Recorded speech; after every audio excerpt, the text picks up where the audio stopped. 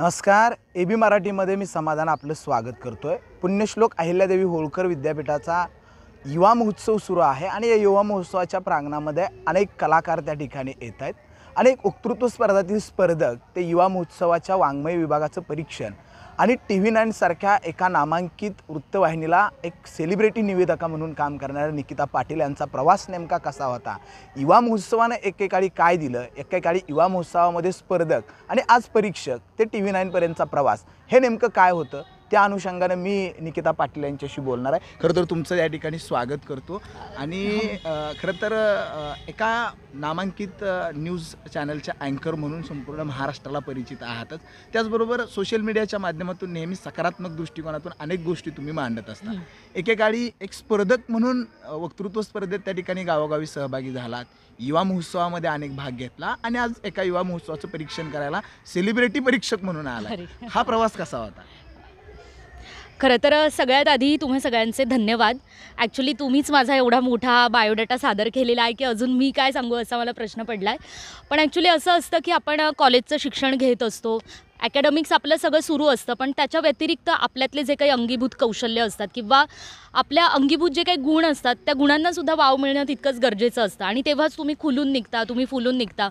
माझ्या विद्यार्थी जीवनातलं म्हणाल तर मी सुद्धा एका लहानशा शहरातनं येते, जळगावमधून येते, तुम्हाला सगळ्यांना माहितीच आहे.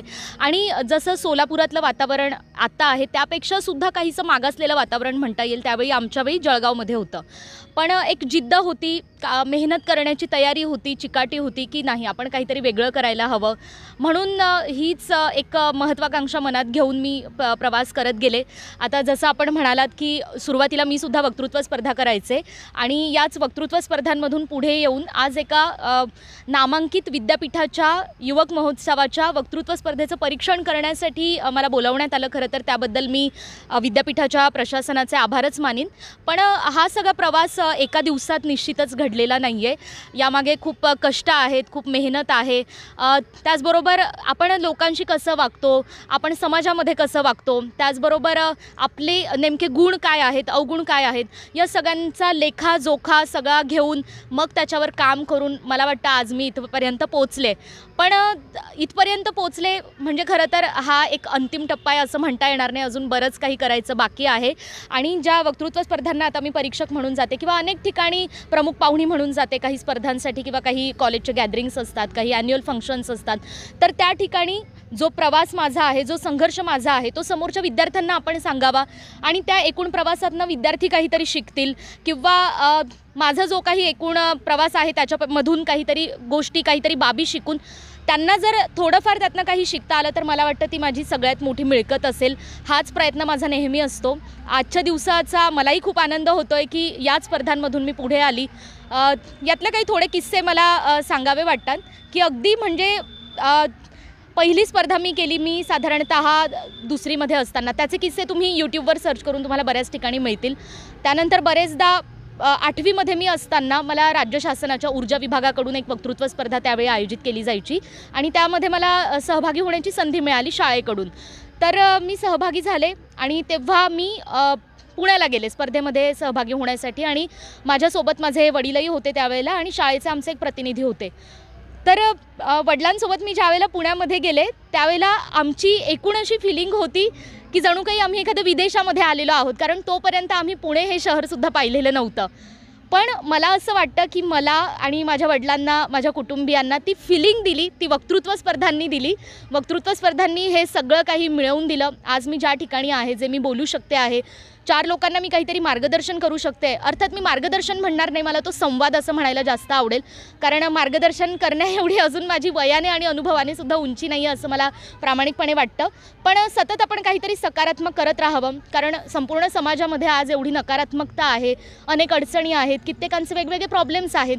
या सगळ्यामध्ये आपण सुद्धा नकारात्मक बोलून ती नकारात्मकता पसरवणं हे माझं काम नाही आहे. ती कुठेतरी कमी करून सकारात्मक विचार काहीतरी आपण पसरवले पाहिजेत. याच अनुषंगाने मी माझं एक स्वतःचं मॉर्निंग मोटिवेशन म्हणून तेही सुरू केलेलं आहे. अनेक जण तुम्ही ऐकतच असाल. तर थोडक्यात असा प्रवास आहे. म्हणजे अगदी कॉलेजला गेल्यापासनं सलग 4 ते 5 दिवस बसनं प्रवास असेल तो करून किंवा रेल्वेचा प्रवास असेल तो करून आम्ही स्पर्धांना हजर राहायचो. मला वाटतं आज तरी तुम्हीसुद्धा आमचे सहकारीच होतात.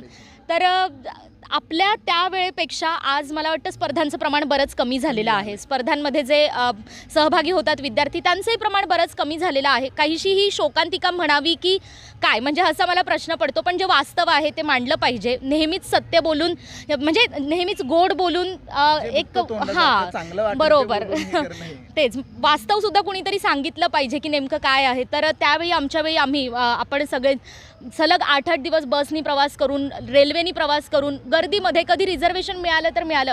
म्हणजे मला सांगायला अत्यंत प्रामाणिकपणे मी सांगेन की त्यावेळी एवढीसुद्धा ऐपत नव्हती की आपण रेल्वेचं रिझर्वेशन करू शकू. बरोबर. सो जनरल डब्यानी प्रवास करून, गर्दीमध्ये प्रवास करून आज आम्ही कोल्हापूरमध्ये स्पर्धा केली तर दुसऱ्या दिवशी आम्ही नागपूरला असायचो. म्हणजे कोल्हापूर ते नागपूर हे अंतर पार करायला सुद्धा 24 तासांच्या वर वेळ लागतो. रेल्वेमध्ये बसमध्ये बरोबर. तर त्याच गर्दीमध्ये बसून स्पर्धेची तयारी करून मग आज इकडे संध्याकाळी 7 वाजता कोल्हापूरमध्ये स्पर्धा संपवली तर नागपूरमध्ये दुपारी 2 वाजता पोचायचं आणि मग तिथे सगळी रेल्वेतून वगैरे तयारी केलेली असायची आणि मग 2 वाजता बोलायचं. या सगळ्या प्रवासामध्ये मला सांगा रात्रभर झोप नाही. जेवण आपण जे मिळायचं ते खायचो आणि मग आपण स्पर्धेला जायचो. कारण तेवढी म्हणजे खरंच मी प्रामाणिकपणे सांगेन की आमची कुणाचीही ऐपत नव्हती की आम्ही एकदम चांगल्या पद्धतीनं आम्ही प्रवास करून आणि मग स्पर्धेला अटेंड करू शकू.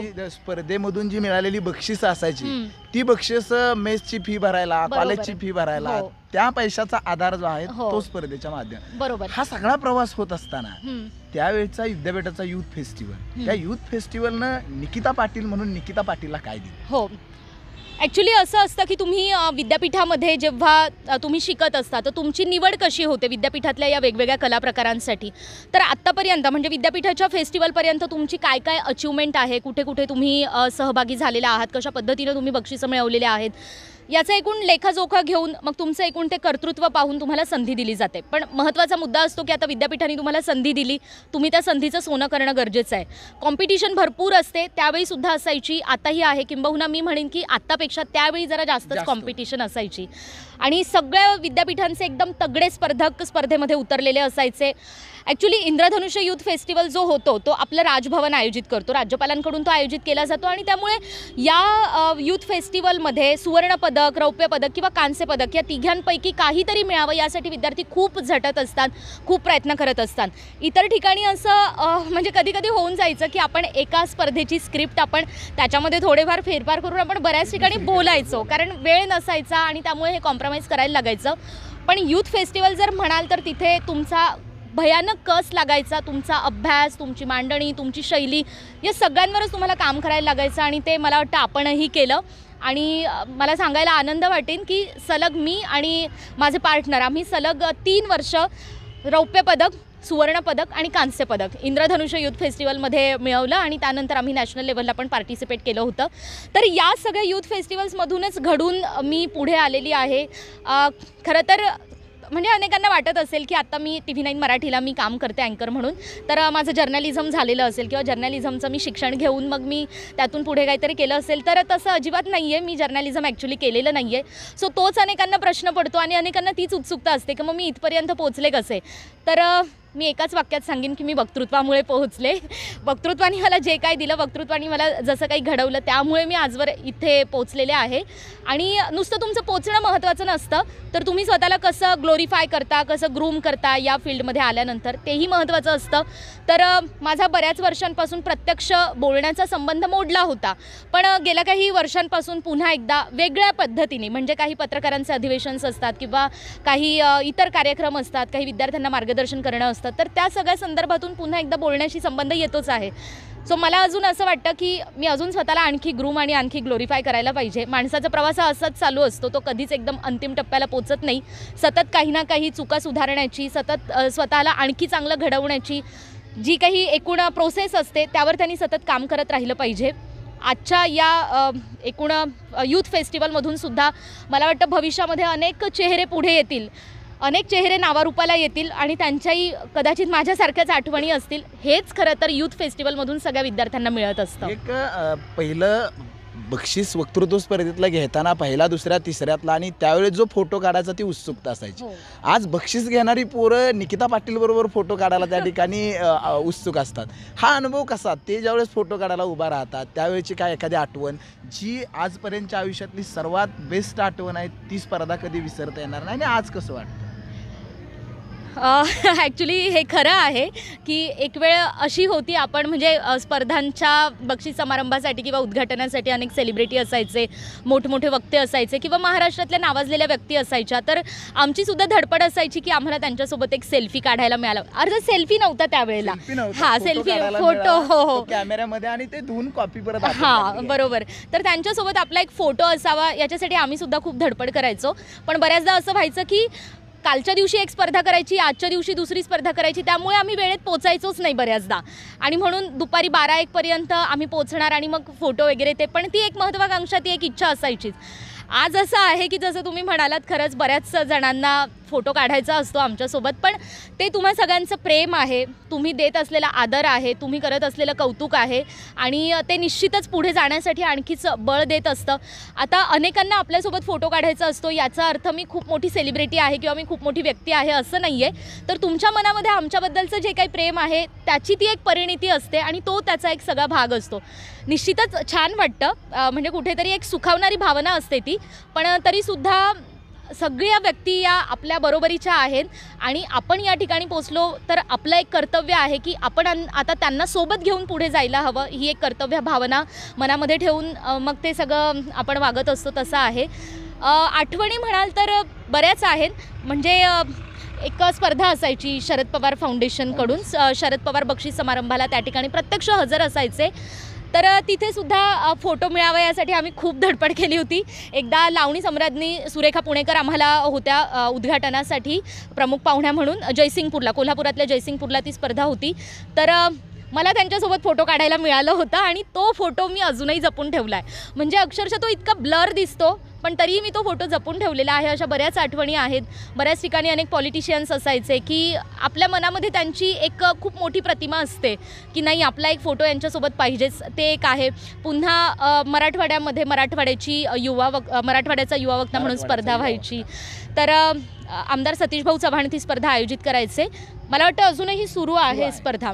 तर त्यावेळेला सुद्धा जवळपास म्हणजे स्पर्धेचं 10वं ते 12वं वर्ष होतं, आणि तोपर्यंत कोणती मुलगी त्या स्पर्धेमध्ये विजेती नव्हती. म्हणजे पहिल्या 3 नंबरमध्ये सुद्धा मुलगी विजेती नव्हती. आणि ज्यावेळी मी स्पर्धेमध्ये सहभागी झाले त्यावेळी म्हणजे पहिली मुलगी मी होते की जिनी नंबर पटकावला, आणि म्हणजे आनंदाची बाब अशी की तो पहिलाच होता. म्हणजे मराठवाड्याची युवा वक्ती त्यावर्षी मी झालेले. तर कोणतीही धडपड न करता मला सुप्रियाताई सुळेंसोबत फोटो काढायला मिळाला होता. तो फोटोसुद्धा मी अजूनही जपून ठेवलेला आहे. तर अशा बऱ्याच आठवणी आहेत. अजूनही बऱ्याच व्यक्ती आहेत की ज्यांना आपल्याला भेटायचं असतं वगैरे. पण आता आपणही काहीतरी असं कदाचित केलेलं आहे की आपल्यालाही आपल्यासोबतही इतरांना फोटो काढावं वाटतं. ही निश्चितच सुखावणारी भावना असते. एक खरं तर आता गावखेड्यातल्या अनेक मुली आहेत, घरचं वातावरण सगळं त्या ठिकाणी शिकलेलं कोण नव्हतं, आई वडील त्या ठिकाणी अगदी सगळे आपण हालाकीच्या परिस्थितीमधून त्या परिस्थितीवर मात करत आलो, आणि त्या परिस्थितीमधून शिक्षण पॉलिटेक्निकचं, इकडं वक्तृत्व, आणि खरं तर म्हणतात जी सायन्सनं जाणारी मुलं असतात, इंजिनिअरिंगची मुलं असतात, ती कधी असल्या भानगडीत पडत नाहीत. मग तो तिकडचं डायव्हर्शन इकडं कसं काय झालं, इकडं कसं वाढालं?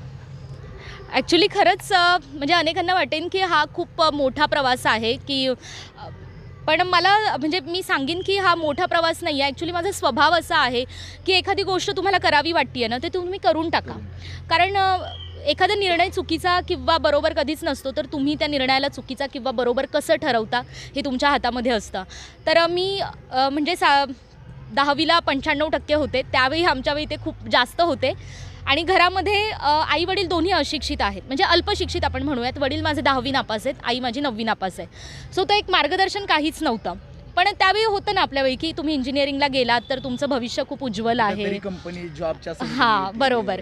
आता इंजिनियर, डॉक्टर, वकील अशा काही स्ट्रीम्स आहेत आपल्याकडे की आईवडिलांची अपेक्षा असते, त्यांची इच्छा असते की आपल्या मुलांनी, आपल्या पाल्यांनी काहीतरी व्यवस्थित करावं आणि एक उदरनिर्वाहाच्या दृष्टीने तो सेटल व्हावा. पण मेडिकलला जाण्या इतकी ऐपतच नव्हती, ना माझी ना आईवडिलांची, आमची परिस्थितीच नव्हती. मग राहिला ऑप्शन इंजिनिअरिंगचा. मग आता बहीण होती मोठी, बहिणीलाही 10वीला चांगले मार्क्स होते, बहीण इंजिनिअरिंगला गेली. मग त्यानंतर आता दिदी इंजिनिअरिंगला गेली म्हटल्यानंतर दिदीपेक्षा 1 मार्क्स जास्त मिळवला तर तू सुद्धा इंजिनिअरिंगलाच जायला हवं. मग इंजिनिअरिंगला आता आपल्याकडे असतं की 10, 11वी आणि 12वी. एखाद्या शहरामध्ये जेव्हा आपण 11वी आणि 12वी पूर्ण करतो त्यावेळी अनेक क्लासेस तुम्ही जॉईन करता, कॉलेजची फीस असते, तर कुठेतरी तो खर्च जास्त होता म्हणून थोडं कॉम्प्रोमाइज केलं. 11वी आणि 12वीला ॲडमिशन नाही घेतली आणि त्याऐवजी मग डिप्लोमाला ॲडमिशन घेतली. गव्हर्नमेंट पॉलिटेक्निक जळगावला ॲडमिशन घेतली की तुलनेने खर्च कमी राहील आणि मग जेणेकरून पुढे डिग्रीसाठी पण तो उरलेला खर्च आपल्याला पुरवता येईल, असं ते एकूण कॅल्क्युलेशन त्यावेळी होतं. बरंचसं कळत नव्हतं, पण जसं जसं म्हणजे पहिलं वर्ष संपलं, दुसरं वर्ष संपलं, तिसरं वर्ष आलं, फर्स्ट क्लास विथ डिस्टिंक्शन मिळत होतं, नाही असं नाही. व्यवस्थित अभ्यास सुरू होता, व्यवस्थित सगळं ॲकॅडमिक सुरू होतं. पण एक वेळ अशी आली की कुठेतरी मनात जाणवत होतं की अरे आपण ना यंत्रांमध्ये नाही अडकू शकत. म्हणजे शब्दांमध्ये रमणाऱ्या माणसाला यंत्रांमध्ये नाही अडकता येत. आणि ते कुठेतरी क्लिक झालं. तेव्हा ठरवलं की नाही, आपल्याला जे करायचं आहे तेच करायचं आहे. आणि आधीपासूनच स्वभाव असा आहे की जगाला जुमानायचंच नाही, तेच पूर्ण करायचं. नंतर जगाने दखल घेतली पाहिजे, असं काहीतरी केलं पाहिजे. मग मी ठरवलं की नाही, आपल्याला इंजिनिअरिंग पुढे करायचं नाही आहे. मग मी मुक्त विद्यापीठातून, यशवंतराव चव्हाण मुक्त विद्यापीठातून माझं ग्रॅज्युएशन कंप्लीट केलं. आणि आनंदाची गोष्ट अशी की तिथेही ठीक आहे, मुक्त विद्यापीठात नका असे ना, पण काहीतरी चांगलंच करायचं म्हणून मराठी साहित्य विषयातनं मग सुवर्णपदक मिळवलं. आणि त्याच्यानंतर मग मी पुणे विद्यापीठाच्या पॉलिटिकल सायन्स डिपार्टमेंटला ॲडमिशन घेतली आणि तिकडे मी माझं पोस्ट ग्रॅज्युएशन कंप्लीट केलं. तर असा हा एकूण प्रवास. तर इंजिनिअरिंगला गेलेली मुलगी जर्नलिझममध्ये कशी येते, हा सगळा हा प्रवास. पण त्याचंही उत्तर हेच आहे की त्याच्यामध्ये वक्तृत्वाचा आणि अशाच स्पर्धांचा, यूथ फेस्टिवलचा वाटा आहे. तो मला वाटतं 70-80% असेल. आणि दुसरी गोष्ट जशी आपण विचारलीत की त्यावेळी परिस्थिती नव्हती, पण तरी पण मोठी स्वप्न पाहण्याची जिद्द होती. जसं आपण म्हणालो की स्पर्धेला जाताना आपण प्रचंड स्ट्रगल केलेला आहे, खूप स्ट्रगल केलेला आहे. एका कोपऱ्यातनं दुसऱ्या कोपऱ्यात, म्हणजे गल्लीपासून दिल्लीपर्यंत पण आम्ही जाऊन पोचलेलो आहोत. मजल करत तो प्रवास सगळा आम्ही पूर्ण केला आणि त्याचं फळ आज कुठेतरी दिसतंय, असंच मी म्हणेन.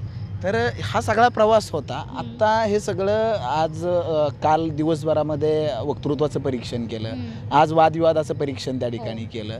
ही स्पर्धा आत्ता जी मुलं येत आहेत, जी मुलं स्पर्धा करतायत आणि ज्या मुली अजूनही गावखेड्यामध्ये त्या ठिकाणी आहेत, प्रचंड टॅलेंट आहे, मात्र त्या या क्षेत्राकडे यायला त्या ठिकाणी तयार होत आहेत. मग त्या मुलींसाठी किंवा त्या मुलांसाठी काय सांगाल? आणि आत्ताची स्पर्धा आणि त्यावेळची स्पर्धा, या पोरांनी नेमकं काय करायला पाहिजे आत्ता ती जीवनाच्या यशाच्या शिखराकडे त्यांची वाट त्या ठिकाणी तयार होईल? अगदीच.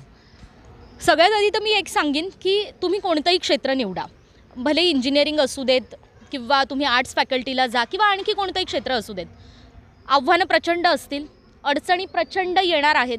प्रत्येक वेळी आर्थिक अडचणीच असतील असं नाही आहे. अडचणी वेगवेगळ्या प्रकारच्या असतात आणि त्या तुमच्या वेगवेगळ्या टप्प्यावर वेगवेगळ्या पद्धतीने तुम्हाला फेस करायला लागतात. सगळ्यात महत्त्वाची गोष्ट तर हीच लक्षात ठेवायला पाहिजे की तुम्ही खचून जायचं नाही आहे. कोणत्याही परिस्थितीमध्ये तुम्ही मागे फिरायचं नाही आहे. एकदा तुम्ही पाऊल पुढे टाकलं ना, मग फक्त पुढचा विचार करायचा, परतीचे दोर कापून टाकायचे. हां, अर्थातच आपला जो भूतकाळ असतो किंवा आपल्या ज्या चुका असतात त्याच्यातून शिकून आपण पुढे काहीतरी नवीन, काहीतरी चांगलं करण्याचा प्रयत्न करावा. पण कोणत्याही अडचणींनी खचून जाता कामा नये. मान्य आहे, मी सुद्धा एका छोट्याशा शहरातनं आलेली आहे, ग्रामीण भागातनं आलेली आहे. माझे आईवडीलसुद्धा ग्रामीण भागाची पार्श्वभूमी असणारे आहेत. मलाही प्रचंड अडचणींना तोंड द्यावं लागलं. पण शेवटी एकच मनात होतं की हे दिवस आपल्याला बदलायचे आहेत. मी आज अनेक ठिकाणी मी जाते, त्या ठिकाणी भाषण करते. तर मी एकच सांगते विद्यार्थ्यांना, माझ्या मित्रमैत्रिणींना, की आजपर्यंत आपण आपल्या बापाचं नाव लावत आलो ना, एक दिवस असा यायला हवा की आपल्या बापाला आपल्या नावाने ओळखलं जायला हवं. तर हेच ध्येय तुम्ही मनात ठेवा कायम आणि त्यानुसार तुम्ही तुमची पुढची वाटचाल करत राहा. मी म्हणेन की आत्तापर्यंतचा असा काळ होता की महिलांना किंवा मुलींना तुलनेने जास्त संघर्ष होता. पण आता तशी परिस्थिती राहिलेली नाही आहे. खरं सांगायचं तर उलट ही चांगली, आनंदाची, सकारात्मक बाब म्हणावी लागेल. पुरुषांना पण, महिलांना पण, मुलांना, मुलींना, सर्वांना समान संधी उपलब्ध आहेत. फक्त त्या संधींचा शोध आपल्याला घेता यायला पाहिजे. प्रत्येक वेळेसच संधी तुमच्या दारावर येऊन दरवाजा ठोठावेल असं नाही आहे. अनेकदा तुम्हाला दरवाजा उघडून, स्वतः दरवाजा उघडून तुम्हाला संधीचा शोध घ्यावा लागणार आहे की संधी आहे नेमकी कुठे. तर हे आहे. दुसरं म्हणजे तुम्ही या सगळ्यामध्ये वाटचाल करत असताना थोड्याशा काही क्वालिटीज असल्या पाहिजे. तुम्ही नम्र असलं पाहिजे. तुम्ही आज भलेही आकाशाला हात टेकवून या, पण तुमचे पाय जमिनीवर असले पाहिजे. तर ते असं म्हणतात ना, महापुरे झाडे जाती तिथे लव्हाळे वाचती. तर अगदी तसंच आपली वृत्ती असली पाहिजे, कारण शेवटी माणूस त्याच्या साधेपणामुळेच ओळखला जातो. म्हणजे तुम्ही ज्या माणसांमधून आलेला आहात, ती माणसं, ती माती आणि ती माय, या 3 गोष्टींना तुम्ही विसरता कामा नये. आणि हे तुम्ही विसरला नाहीत तर तुमचं मन, मनगट आणि मेंदू हे नेहमीच सकारात्मक पद्धतीने वाटचाल करत असतं. याच काही छोट्या छोट्या गोष्टी असतात की तुमच्या प्रवासामध्ये, तुमच्या प्रगतीमध्ये तुम्हाला त्या अंगात भिनवून घ्यायला लागतात, तुम्हाला त्या जाणवून घ्यायला लागतात आणि मग तुमचा प्रवास काहीसा सुकर होतो. तर हा एक टप्पा आहे अडचणींवर मात करायची, कुठेही घाबरायचं नाही, सतत पुढची वाटचाल करत राहायची, नम्र असावं, साधेपणा अंगी असावा. त्याचबरोबर तुम्हाला लोकांशी तुम्ही मिळून मिसळून राहिलं पाहिजे, नाही का. आता मी तर सांगेन, एक छोटीशी आठवण मी सांगेन. आम्ही एका स्पर्धेला गेलेलो, मला वाटतं जवळपास अमरावतीला ती स्पर्धा होती. एक्झॅक्टली वर्ष मला आठवणार नाही, पण आम्ही 2-3 स्पर्धक आम्ही होतो आणि अमरावतीला स्पर्धेला गेलो. आणि असं की अमरावतीला त्या स्पर्धेमध्ये प्रचंड तयारी केली, रात्रभर प्रवास केला आणि बक्षीसच नाही मिळालं. म्हणजे आम्ही जे 3-4 मंडळी होतो त्यापैकी कुणालाच बक्षीस नाही मिळालं. म्हणजे आपलं असायचं की भलेही स्पर्धेमध्ये तुम्ही प्रतिस्पर्धी असा, तुम्ही एकमेकांना शिव्या घाला, तुम्ही एकमेकांच्या स्पर्धेमध्ये बोलण्यामध्ये तुम्ही डिस्टर्बन्स आणा, पण स्पर्धा संपल्यानंतर एकाने स्पर्धा जिंकली, एकाने स्पर्धा नाही जिंकली, तर अक्षरशः प्रवासाचे पैसे सुद्धा आपण वाटून एकमेकांना द्यायचो. तरी बक्षीस आलं तर ते हो. प्रवासाची वाट, ते तिकीट हो, तरी भागायचं. बरोबर. तर या खूप सुंदर आठवणी आहेत ज्या आता सुद्धा भावनिक करतात. म्हणजे आता तुम्हाला बक्षीस मिळालं, मला नाही मिळालं, तर मला समजा मला परतीच्या प्रवासासाठी माझ्याकडे पैसेच नसले तर हे आवर्जून मला पैसे देणार, अशी परिस्थिती त्यावेळेला असायची, एकमेकांना मदत करणं. तर ती आठवण अशी आहे की अमरावतीवरून आम्ही सगळे परत येत होतो, आम्ही कुणीच बक्षीस जिंकलो नाही. स्पर्धा आमची ती फ्लॉप गेली आणि औरंगाबादला आम्ही पोचलो सगळे. अर्थात मी सांगेन की आम्ही जनरलच्या डब्यामध्ये अतिशय खचाखच भरलेला तो डबा त्यांनी प्रवास करून आलो आणि उन्हाळ्याचे दिवस होते. तर ज्यावेळी आम्ही औरंगाबाद स्टेशनला उतरलो, माफ करा सध्याचं छत्रपती संभाजीनगर, त्यावेळेचं औरंगाबाद. तर आम्ही स्टेशनला उतरलो आणि दुपारची वेळ होती, साधारण मला वाटतं 1-2 वाजलेले. तर अक्षरशः म्हणजे पाण्याची बॉटल, 20 रुपयाची पाण्याची बॉटल घेणं इतके सुद्धा पैसे कुणाकडेच नव्हते, कारण सतत 2 ते 3 दिवस स्पर्धा करून सगळे संपलेले होते. आणि मग कॉलेजला आल्यानंतर तो जो ट्रॅव्हल अलाउन्स असायचा तो काढण्याची ती एक प्रोसेस असायची, पण त्याला वेळ जायचा, साधारण 10-12 दिवस वेळ जायचा. मग तोपर्यंत करायचं काय, तर स्पर्धेतून जे बक्षीस मिळेल त्याच्यावर आपला पुढचा तोच खर्च व्हायचा कॉलेजचा वगैरे सगळा एकूण. पण आता स्पर्धेमध्ये बक्षीसच नाही मिळालं म्हटल्यानंतर अशी परिस्थिती झाली की पाणीसुद्धा नव्हतं. मग त्यावेळी सगळ्यांनी केलं काय, सगळ्या थोडीफार आपली चिल्लर असायची, म्हणजे बऱ्याच वर्षापूर्वीची गोष्ट आहे, थोडीशी बॅगेत कुठेतरी 1 रुपये 2 रुपये वगैरे अशी आपली चिल्लर असायची. तर सगळ्यांनी काढल्यानंतर मला वाटतं 8 रुपये जमा झालेले. आणि काकडी असायची त्यावेळेला स्टेशनवर, उन्हाळ्यात काकडी असते विकायला, तर ती काकडी यायची 10 रुपयाला. तर आम्ही त्या काकडीवाल्याला लिटरली आम्ही फक्त 8च रुपये दिले आणि ती एक काकडी आम्ही 3 ते 4 जणांमध्ये वाटून खाल्ली होती. मला वाटलं स्पर्धेने मला खूप काही दिलं, पण सगळ्यात जास्त काय दिलं असेल तर मला ही माणसं दिली आणि हीच माणसं सोबत घेऊन आपल्याला पुढे जायचं असतं. याच सगळ्या आठवणी. या यूथ फेस्टिवल्स हे कशासाठी अरेंज करतात, बक्षीस कुणाला मिळेल कुणाला नाही मिळेल तो नंतरचा प्रश्न आहे. बक्षीस हे तुम्हाला आयुष्यभर पुरत नसतं, ती तुमची आठवण असते, पण ती तुमच्या आयुष्यभराची कमाई नसते. जी माणसं तुम्ही इथून घेऊन जाता ती तुमच्या आयुष्यभराची कमाई असते आणि त्यासाठीच खरं तर हे फेस्टिवल्स असे आयोजित केले जातात. खरं तर हा सगळा प्रवास पाहिल्यानंतर शेवटाकडे येत असताना मला नाधोंच्या 4 ओळ्या आठवतात. या नभाने या भूमीला दान द्यावे, या मातीतून चैतन्य उभारावे, अशी कोणती पुण्यकर्मे येती फळाला, जोंधळ्याला चांदणं लकडून यावं. खरं तर ते जोंधळ्याला चांदणं लकडून यावं ते काय असेल ना, तर अशी जळगावच्या मातीतली, मराठवाड्याच्या मातीतली, गावखेड्यातल्या मातीतली पोरं ही यूथ फेस्टिवलच्या माध्यमातून त्या ठिकाणी आत्ता राज्यातच नाही तर देशामध्ये, जगभरामध्ये त्या ठिकाणी जी चमकता येतात, हे खरं तर यूथ फेस्टिवलच्या जोंधळ्याला लकडून आलेलं चांदणं आहे. आणि खरं तर हा प्रवास या यूथ फेस्टिवलच्या निमित्तानं त्या ठिकाणी संवाद साधण्याचा योग आला. गेले अनेक वर्ष गावखेड्यातली जी मुलं आहेत, गेल्या 1-2 वर्षापासून TV9 मराठीनं विशेषतः डिजिटल प्लॅटफॉर्मवरती त्या ठिकाणी आघाडीची झेप घेतली आहे. गावाकडे ग्रामीण भागामध्ये मी राहतो, न्यूज चॅनल म्हटलं की TV9 आणि संध्याकाळचा प्राईम टाईम तुम्हाला त्या ठिकाणी करायला मिळतो आणि अँकर म्हणून त्या ठिकाणी हे जे काम सुरू आहे, खरं तर या यूथ फेस्टिवलमधूनच तयार झालेली निकिता पाटील नावाची जळगावची अतिशय अल्पशिक्षित कुटुंबातील मुलगी ते TV9 पर्यंतचा प्रवास खरं तर फक्त अँकरपर्यंत मर्यादित न राहता तो एका नामांकित न्यूज चॅनलच्या संपादकापर्यंत जावा आणि पुन्हा असंच यूथ फेस्टिवलच्या निमित्तानं त्या ठिकाणी भेटण्याचा योग यावा हीच या यूथ फेस्टिवलच्या निमित्तानं त्या ठिकाणी मी अपेक्षा व्यक्त करेन. आणि जी पुढची वाटचाल आहे त्या पुढच्या वाटचालीसाठी आणि जे चालू केलेलं आहे सकाळी सकाळी मॉर्निंगसाठी देणार आहे ते खरं तर भरभरून यावं. ते सकाळी सकाळी जे सकारात्मक ऊर्जा जे आपण म्हणतो ना, खरं तर म्हटलं जातं, आपण जसा विचार करतो आपल्या शेजारचं जसं वातावरण असतं तशा पद्धतीच्या जे तरंग आहेत निर्माण होतात का नाही माहीत मला, पण ते तयार होतात आणि ते सकाळी सकाळी आहे ते प्रत्येक दिवशी ते विस्तारानं ऐकत मिळावं. भटकंती सुरू आहे, मस्त सुट्टीच्या दिवशीचा एन्जॉय आहे, तोही आम्ही सोशल मीडियाच्या माध्यमातून त्या ठिकाणी बघत असता. तर तो तसाच गावखेड्यातल्या पोरांच्यासाठी आणि एक रोल मॉडेल म्हणून हा प्रवास असाच शिखरापर्यंत पोहोचत राहावा हीच TV9च्या मानाने AB मराठी आम्ही खूप छोटा आहे, मात्र तो शुभेच्छा किंवा ती सदिच्छा देण्यापेक्षा त्या प्रवासाला त्या वाटचालीसाठी मी विठ्ठलाच्या चरणी फक्त प्रार्थना करू शकतो आणि ती विठू रुक्मायाच्या चरणी या ठिकाणी प्रार्थना करतो. निश्चितच ज्या शुभेच्छा आपण दिल्यात त्याच्यासाठी खरंच खूप मनापासून धन्यवाद. आणि ज्या अपेक्षा आहेत एक व्यक्ती म्हणून किंवा एक सामाजिक काम करत असलेली व्यक्ती म्हणून, विशेषतः एक महिला म्हणून, मला वाटतं मी भविष्यामध्ये सिंहाचा वाटा नाही उचलू शकणार, पण मी खारीचा वाटा उचलण्याचा नक्कीच प्रयत्न करेन.